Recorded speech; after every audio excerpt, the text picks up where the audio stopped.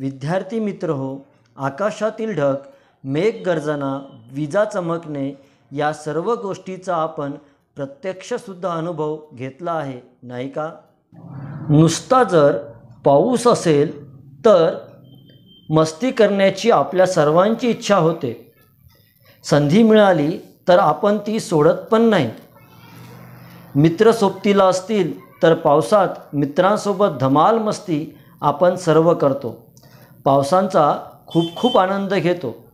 परंतु जर आकाशात विजा चमकत असतील तर मात्र आपण घराबाहेर मस्ती करायला जात नाही. कारण विजांमुळे झालेले नुकसान आपण ऐकले व कधीकधी बघितलेले असते. त्यामुळे आपण घरातच राहतो. जर बाहेर आपण असू तर मात्र लवकर घर आपण जवळ करतो. कधीकधी आपल्याला ही प्रश्न पडतात. तर चला मग पुढील भागामध्ये आपण या सर्व प्रश्नांची उत्तर बघूया. प्रश्न पहिला, ढग तयार कसे होतात? जेव्हा सूर्य उष्णता वातावरणामध्ये निर्माण करते तेव्हा पृथ्वीवरील पाण्याची वाफ होते. गरम वाफ वजनाने हलकी असल्यामुळे ती वर जाते. आकाशात वर गेल्यानंतर संक्षेपण प्रक्रिया त्या ठिकाणी होते. त्या प्रक्रियेमुळे वाफेचे रूपांतर ढगामध्ये होते. या पद्धतीने ढग निर्माण होतात. संक्षेपण प्रक्रियेबद्दल आपण पुढे कधी बघूया. प्रश्न दुसरा, आकाशात वीज तयार कशी होते? आपण हे बघितले आहे की संक्षेपण प्रक्रियामुळे वाफेचे रूपांतर ढगांमध्ये होते. ढगांमध्ये वरील भाग हा धनप्रभारित तर खालील भाग ऋणप्रभारित असतो.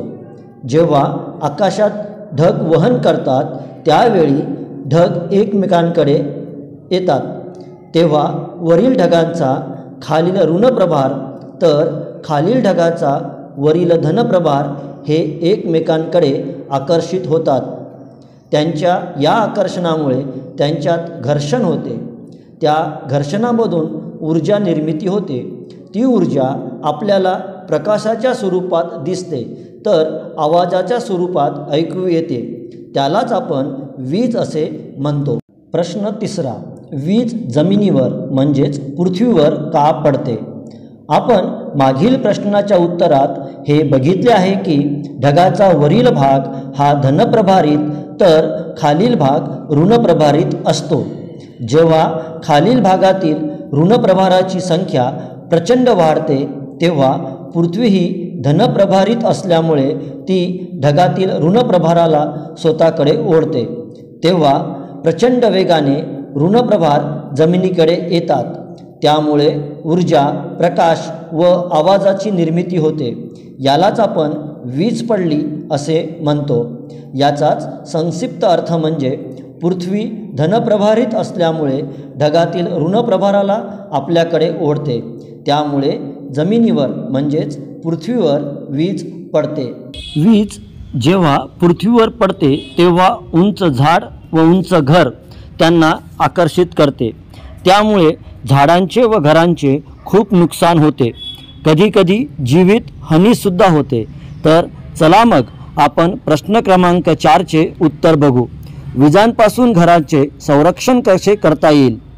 आकाशातील विजेच्या आघातापासून बचाव करण्यासाठी जे उपकरण वापरतात त्यालाच तडितरक्षक असे म्हणतात.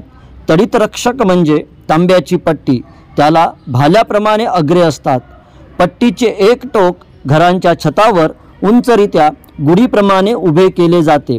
दुसऱ्या टोकाला जमिनीत खड्डा करून त्यामध्ये कोळसा व मीठ घालून तो जाड तांब्याचा पट्टा उभा केला जातो. त्यामुळे तडितरक्षकाच्या टोकापासून आलेली वीज सहज जमिनीत जाते आणि घरांचे संरक्षण होते. विजांचे नुसते तोटेच आहेत असे नाही विद्यार्थी मित्र हो, विजांचे फायदेसुद्धा आहेत. तर चला मग आपण 2 फायदे बघूया.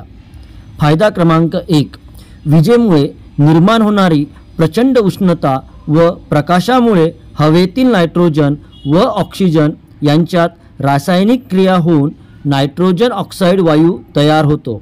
हा वायू पावसाच्या पाण्यात मिसळून जमिनीवर येतो व जमिनीची सुपीकता वाढवणारे नत्र पुरवतो. फायदा क्रमांक 2.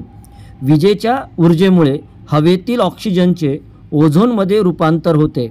हा ओझोन वायू सूर्यापासून येणाऱ्या हानिकारक अतिनील किरणापासून आपले संरक्षण करतो.